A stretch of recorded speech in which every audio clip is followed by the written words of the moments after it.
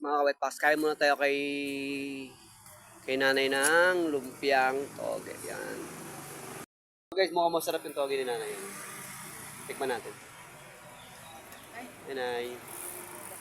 Pala yan sa may dito sa may papuntang Metro Royal yan. Hindi makakadalang yung si nanay. Marami siya binibenta.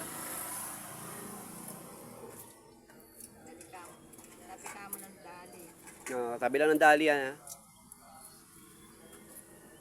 Tikman natin yung kanyang toge. Guys, masarap guys. Ano? Dami sila na guys.